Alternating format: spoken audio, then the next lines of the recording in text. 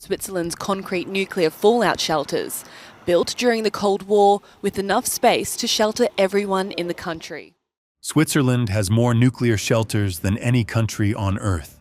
Enough underground space to protect more than its entire population. And most of those shelters are hidden beneath ordinary homes. For decades, this small neutral country quietly built a nationwide safety system designed for the worst possible crisis. Across Switzerland, around 370,000 bunkers exist beneath houses, schools, hospitals, and public buildings, forming one of the most extensive civil defense networks ever created. So how did Switzerland end up becoming the bunker capital of the world? Before we continue, make sure to like the video and subscribe to the channel. And let's dive into how one law changed Switzerland forever.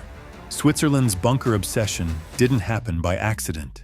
It started with a decision that reshaped how the country builds its homes, schools, and cities. During the Cold War, Swiss leaders believed something simple but terrifying. Neutrality would not protect civilians from nuclear fallout. Even if Switzerland stayed out of a war, radiation drifting across Europe could still reach the country. So in 1963, Switzerland passed a civil protection law unlike anything else in the world. The rule was straightforward. Every resident must have access to a nearby nuclear shelter. If a new building was constructed, it had to include a bunker. If that wasn't possible, the builder had to pay into a public shelter fund, so authorities could build communal ones. Over decades, this policy created a massive underground network. Today, Switzerland has around 300,000 shelters in private buildings and over 5,100 public shelters, providing about 8.6 million shelter spaces. That's enough to cover roughly 114% of the population. In other words, the system doesn't just protect citizens. It can also shelter visitors, refugees, and workers. The idea behind the law was simple. If disaster ever strikes, people shouldn't waste time searching for safety. They should already know exactly where to go. Most Swiss residents grow up knowing which bunker is theirs, but having space underground is only part of the story, because these shelters weren't built as empty concrete boxes. They were engineered to survive the worst conditions imaginable. When people hear the word bunker, they imagine a cramped concrete room with canned food and a flashlight. Swiss shelters are far more advanced than that. These bunkers were designed to protect civilians from the main dangers of nuclear fallout, especially gamma radiation, which can travel through most materials and remain dangerous long after an explosion. Engineers solved this problem using heavy shielding.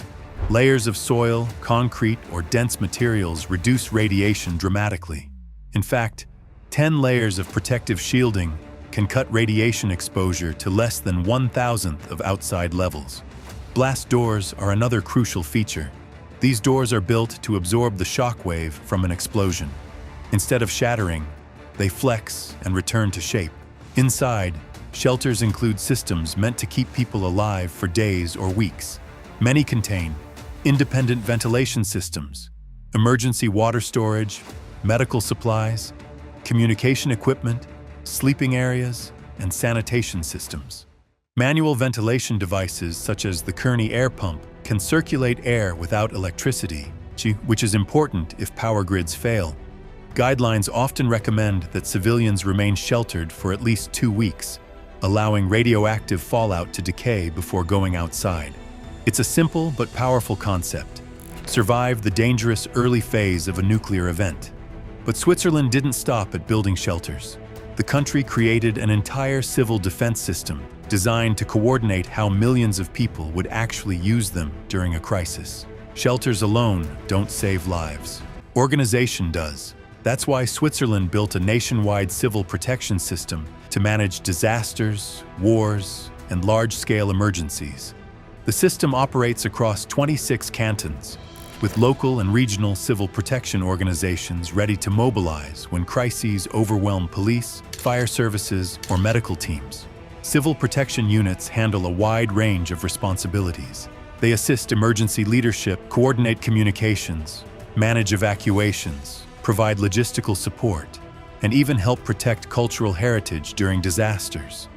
In large emergencies, operations are directed by regional command structures that bring together multiple agencies at once. The country also operates a powerful public warning network. Around 7,200 emergency sirens are installed across Switzerland and tested nationwide every year on the first Wednesday of February. If a crisis occurs, whether it's a natural disaster, chemical accident, or nuclear emergency, these sirens alert the population immediately. Behind the scenes, institutions like the Federal Office for Civil Protection and the National Emergency Operations Center monitor threats ranging from radiation to dam failures and major industrial accidents.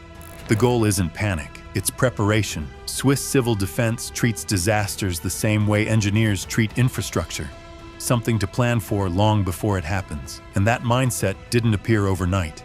It was shaped by decades of geopolitical pressure and a defense strategy built around Switzerland's unique geography.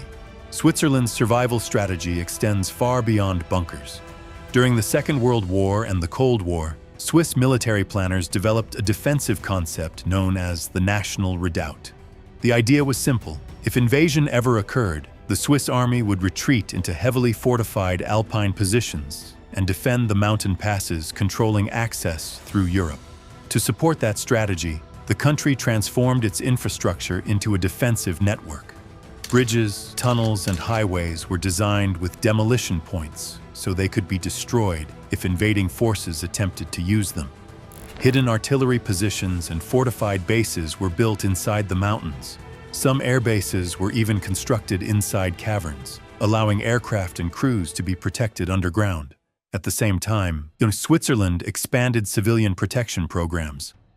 Homes began to include concrete ceilings roughly 40 centimeters thick to survive heavy bombing, while nuclear shelters were built to withstand blast pressures between 100 and 300 kilopascals.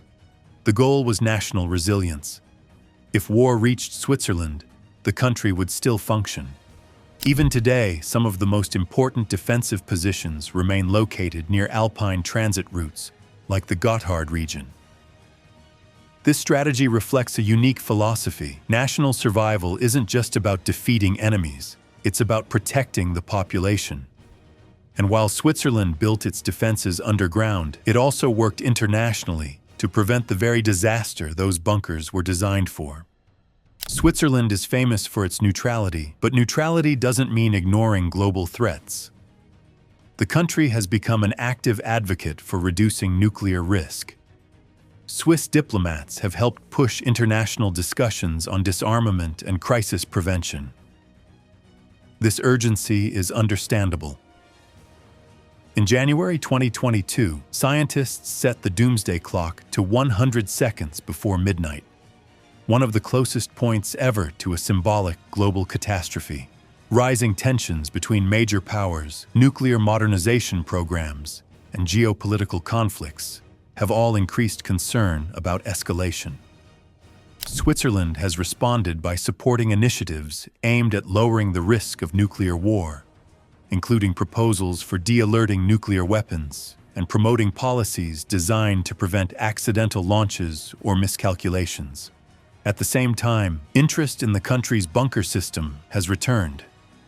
After Russia's invasion of Ukraine in 2022, civil protection offices received waves of calls from residents asking where their assigned shelters were located. Authorities even launched programs to inspect and refurbish aging bunkers.